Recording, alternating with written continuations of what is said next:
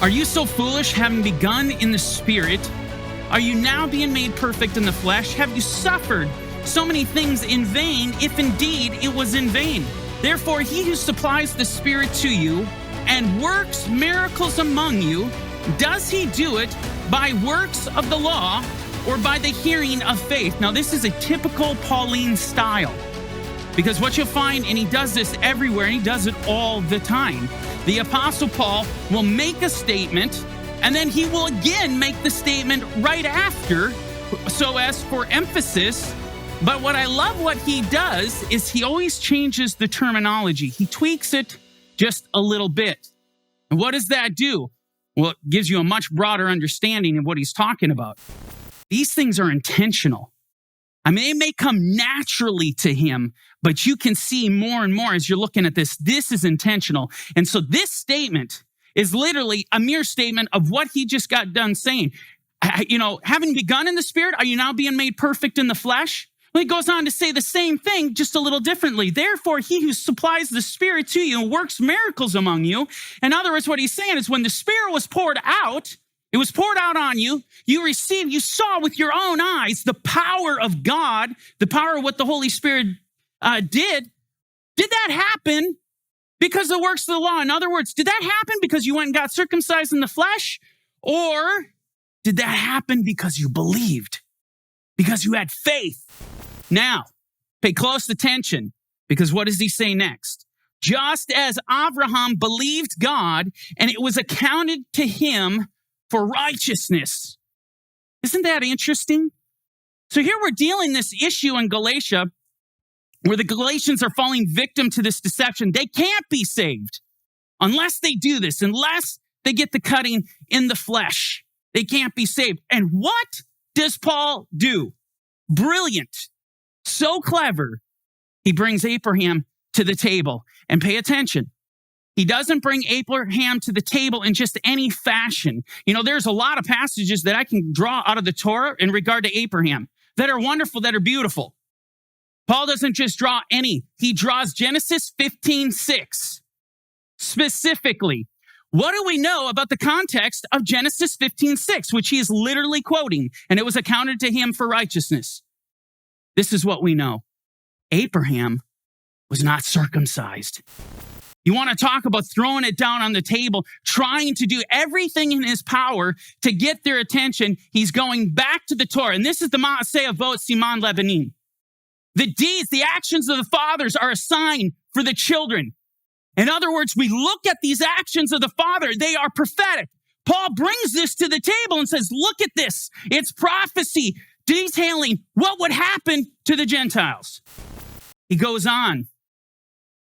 Therefore, know that only those who are of faith are sons of Abraham.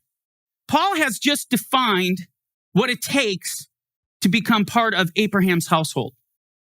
Think about this. He just defined it. I want you to think about something for a second. What's the controversy all about? In the first century, what is this controversy? Most of us would say circumcision. Yes, but it's deeper than that. What is it about circumcision that they're trying to obtain? Salvation. See, because only those who are in Abraham's house, only they are going to be saved. Now, how to define those terms, that's where there's this breach. Both of these, you could look at both sides and they can both say, salvation is at stake. We're concerned about salvation. Paul, the apostles, they'll say that these Jews going to Galatia, telling the Galatians that they need to be circumcised. Both of them will say, hey, this is all about salvation. But how they define that term and how to obtain that, interpretations, two different completely interpretations. But then Paul comes on the scene and drops this nuclear bomb of revelation and says, whoa, time out. Only those who are of faith are sons of Abraham. You think about the implications of this statement, and not just for the Gentiles, but for the Jews, for Paul's own brethren. This is what they would call a life-altering statement. This is one of those statements, as they say, would change your religion. That's what this is. That's how profound this is. This statement is so important to him, he repeats it multiple times in this very chapter. I want to look at some of these other ones because, again, he's going to say it in a little different. We're going to learn something. See, in verse 7, therefore know that only those who are of faith are sons of Abraham. He says the exact same thing in verse 26. But here he says, you are all sons of God through faith in Mashiach. That's the deal, through Messiah Yeshua. And so I love this because if you want to get technical, okay, we can read this statement. Only those who are of faith, sons of Abraham. Great. Faith in what? What are we going to have faith in? Well, here he tells us it's Messiah Yeshua. The other thing to notice here is that to be sons of Abraham means that you are sons of God. Powerful. Show you one more. Going to verse 29. This is what we read. And if you are Mashiach's, then you are Abraham's seed and heirs according to the promise. All three statements saying the identical same thing. All a little bit differently. See, the key component is boil it down to this. If we are the Messiah Yeshua's, if we have put our faith in him, guess what? I get to go and be a part of Abraham's household. Period. You get to be a part of Abraham's seed. And look at the last thing he says there in verse 29. Heirs. Heirs of the promise. In other words, you are going to receive that inheritance. That promise that was given to Abraham, to his descendants, that now comes to you through faith in the Messiah, Yeshua. In 2002, I was in the store and I noticed on the end, you know how they always have the magazines up. And on the end, I noticed that Time Magazine had brought out an edition that looked really, really important because they offered a depiction on the front cover of someone that we all know. Now, obviously, this isn't literally a photo, and I'll put this up here. But here's what it said. It said Abraham. It's a picture of Abraham, Time Magazine. And what does it say? Well, let me blow it up for you. Muslims, Christians, and Jews all claim him as their father. I want you to think about this. Muslims, Christians, and Jews all proclaim him. Their identity is in Abraham.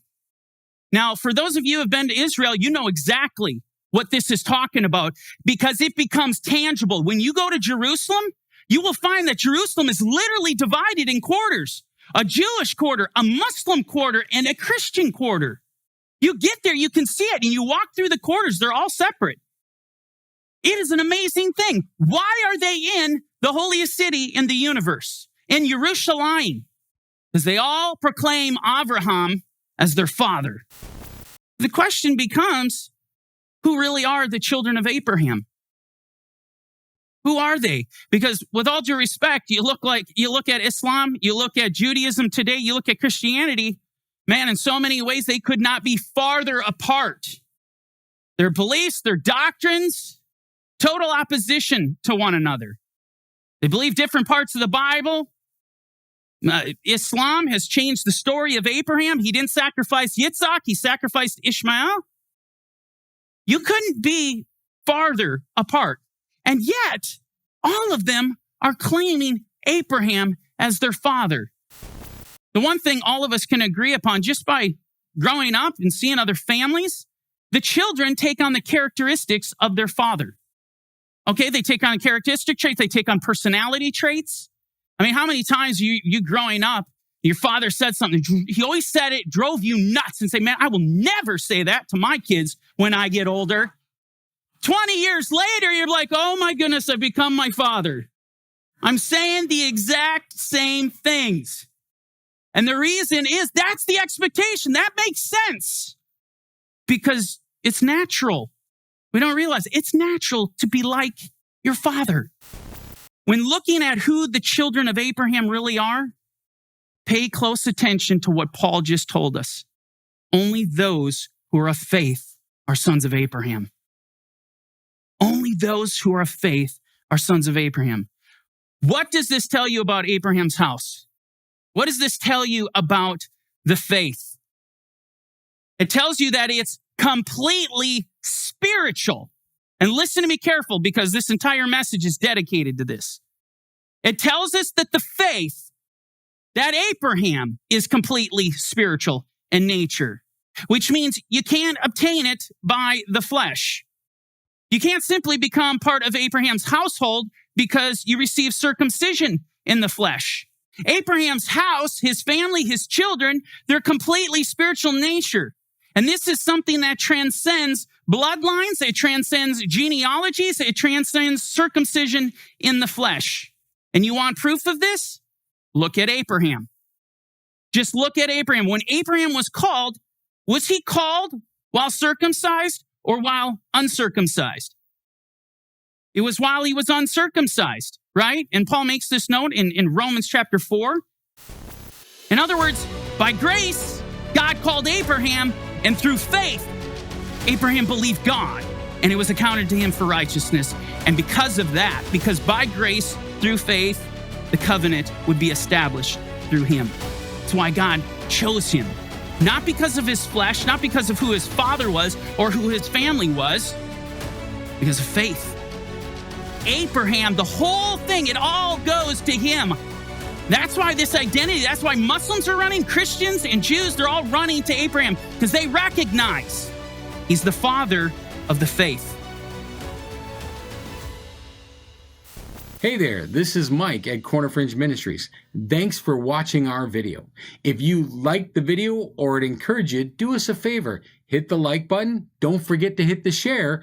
And if you haven't done so already, please hit the subscribe button. Now, if you want to watch the rest of this video, hit the button here. And if you want to watch the rest of this series, you can check it out here. And don't forget, you can download the Corner Fringe Ministries app today on any of your Play stores. Thanks for joining us at Corner Fringe Ministries.